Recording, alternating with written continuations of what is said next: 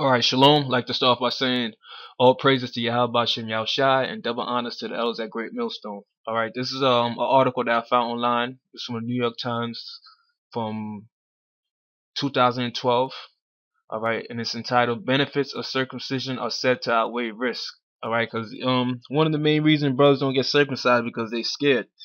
They're scared that some type of some of them just don't want to do it, and some are scared, that something like harmful might happen to them. Like you had one guy who said he was afraid that his dick might get cut off.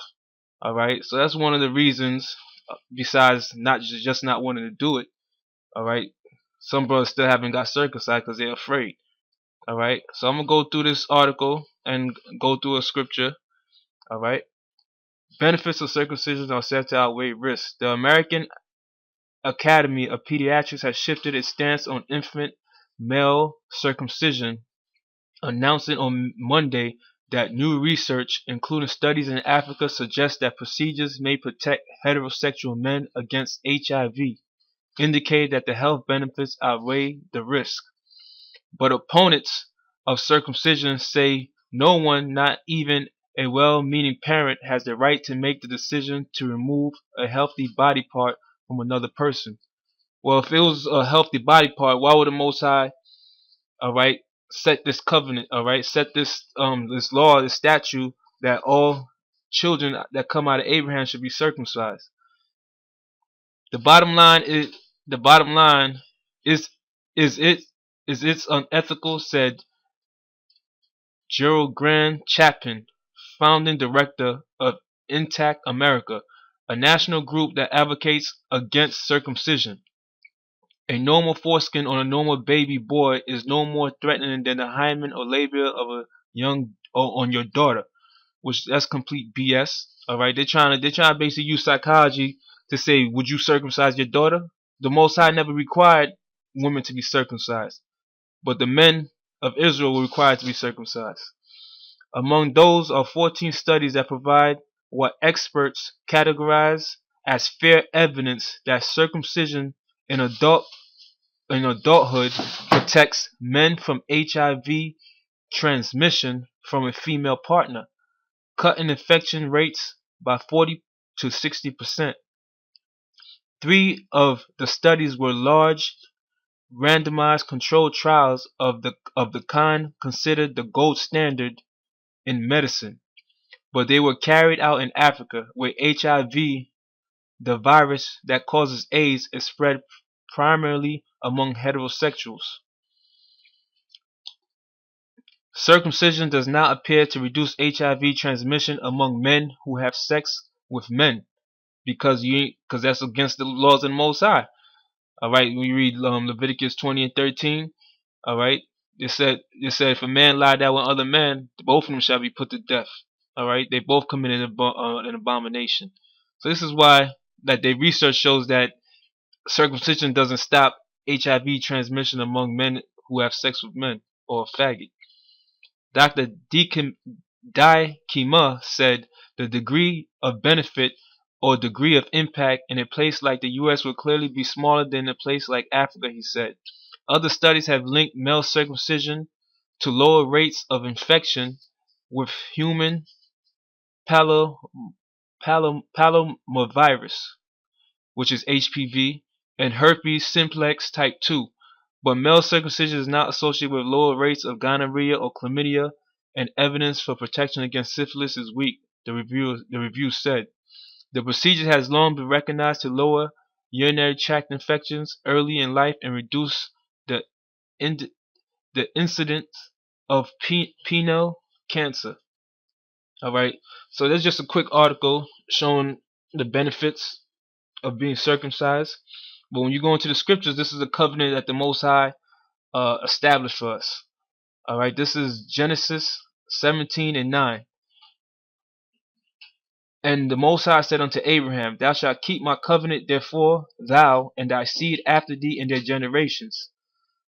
This is my covenant which ye shall keep between me and you and thy seed after thee. Every man child among you shall be circumcised, and ye shall circumcise the flesh of your foreskin, and it shall be a token of the covenant betwixt me and you. And he that is 8 days old shall be circumcised among you, every man child in your generations, he that is born in the house, or bought with money, or any stranger which is not of thy seed. He that is born in thy house, and he that is bought with thy money, must needs be circumcised. And my covenant shall be in you, in your flesh, for an everlasting covenant. And the uncircumcised man child, whose flesh of his people, of his foreskin, and the uncircumcised man child, whose flesh of his foreskin is not circumcised, that soul shall be cut off from his people. He had broken my covenant. So all you brothers out there who are not circumcised, you breaking the covenant of the Most High, which He made between Abraham and to Abraham's seed, which we are Abraham's seed. All right. So you should be compelled to get circumcised. And the scripture do say, "Let every man be persuaded in his own mind." But after a while, how long does it take you to be persuaded to get circumcised? All right. You've been listening. You going to camp for 2 years, 3 years. There's no reason why you shouldn't be circumcised. All right. And I'm gonna get this in the book of Joshua, because after we came out of Egypt, all right, the Lord made Joshua circumcise all the children, all right, because when we was in the wilderness for 40 years, we weren't being circumcised. So one of the first things the Most High had Joshua do, all right, is that to circumcise the children, all right, and the men. All right, this is Joshua 5:2. At that time the Lord said unto Joshua, Make thee sharp knives, and circumcise again the children of Israel the second time. And Joshua made him sharp knives, and circumcised the children of Israel at the hill of foreskins. Alright, when it says children, that's what this also proves that when it's talking about the children, when it says children of Israel, it's talking about the men. Alright, because you look that word up, children in Hebrew is bun yasha Allah. Because women don't get circumcised. But yet right here it says circumcise the children of Israel, which is alluding to the men of Israel. And Joshua made him sharp knives, and circumcised the children of Israel at the hill of foreskins. And this is the cause why Joshua did circumcise all the people that came out of Egypt that were males, even all the men of war died in the wilderness by the way after they came out of Egypt. Now all the people that came out were circumcised, but all the people that were born in the wilderness by the way as they came forth out of Egypt, them had not circumcised. Them they had not circumcised. For the children of Israel walked 40 years in the wilderness, till all the people that were men of war, which came out of Egypt, were consumed, because they obeyed not the voice of the Lord, unto whom the Lord sware that they would not show them the land, which the Lord sware unto the fathers that He would give us, a land that flowed with milk and honey. And their children, whom He raised up in their stead, them Joshua circumcised, for they were uncircumcised, because they had not circumcised them by the way. And it came to pass, when they had done circumcising all the people, that they abode in their places, in their place in the camp, till they were whole. All right, so this is one scripture, all right, going through the circumcision, which I got the word circumcision right here in the online etymology, which simply means to cut around. All right, because what are you cutting around? You cutting around the foreskin of your penis. All right, because right here the word circum, which means around, and kadir, to cut around. All right, because you removing the foreskin, all right, around your penis, which makes you unclean. So once you remove that foreskin, all right, you make yourself clean. Because the heathens, they don't practice circumcision. That's why when you go through the scriptures, it was derogatory to call you uncircumcised. All right, it wasn't something pleasant. All right, and the next scripture I'm gonna get, because when I remember when I first started listening, all right, this is the scripture that one of the elders brought out regarding Moses. All right, because what did Moses forget to do when he had his children? He forgot to circumcise them. All right, he didn't do it, and the Most High sent the death angel, all right, to kill Moses. All right, to kill Moses because he didn't circumcise his son. All right, and one of the elders said, when I was listening before I came to camp, it said if the Most High was going to kill Abraham, not Abraham, Moses. All right, and Moses is a man of God. All right, one of the top men of God. What you think the Lord's gonna do to you if you don't circumcise yourself?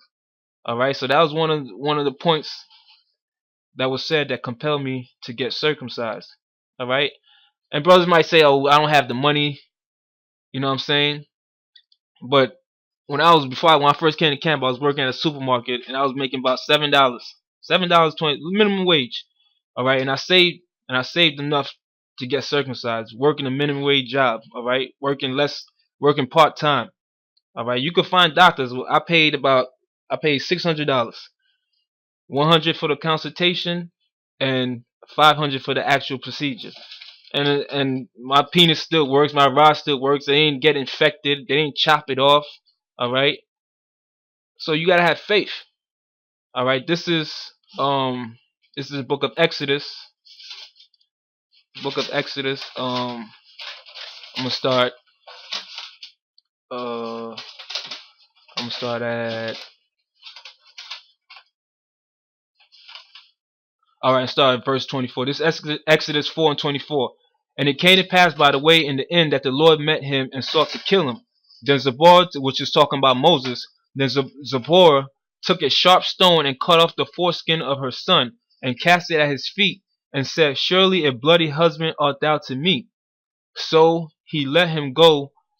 Then she said, A bloody husband thou art to me because of the circumcision.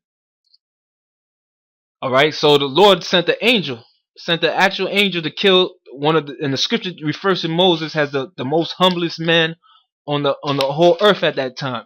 So if the Lord sent one of his mighty angels to kill Moses, what's the Lord gonna do to you? All right, you keep neglecting to circumcise yourself. Like I said through the spirit, there's nothing to be afraid of, man. I did it. You got a lot of brothers who did it. Basically, mostly I'll say about 98% of the camp out here is circumcised. You might have one or two brothers who ain't circumcised yet, but you got it. This is one of the requirements, man. All right, that's something you could help. All right, you could get circumcised. All right, Esau's not hindering you to get circumcised. You just have to have faith in the Lord. All right, because the Most High, you doing the will of the Lord. The Most High is not gonna allow something heinous as that your rod gets chopped off or it gets infected and you gotta cut it. The Most High ain't gonna allow that to happen. All right, if you believe in His name, you pray to Him. All right, because that's what I did. So that's basically in on that. So all you brothers out there who are not circumcised it's about time to get circumcised, man. Save your money up. All right, if you look at it like this, you've been in the camp for 3 years, you've been listening for 3 years, 4 years, 5 years. All right, all the money throughout those years that you spent on hats, on sneakers, on clothes. All right, going out to the movies with your girl, buying your girl this. All right, just calculate all the money that you spent throughout the last 45 years. All right, if you had put for a little while some money to the side, you will have money to get circumcised. All right, like I said, I paid $600 total, $500 for the procedure, $100 for the consultation with the doctor. So you could save money up, man. And like I said, I was working minimum wage job. All right, I prayed to the Lord. I said, Lord, allow me to save money to get circumcised, and that's exactly what happened, man. I was able to put the money to the side, and then I got it done. Simple as that. So all you brothers who ain't circumcised, have faith in the Lord, and go do it. So with that, I'm gonna say all praises to Yahweh Bashim Yahushai, double honors to the elders at Great Millstone, and peace to you brothers out there. Shalom.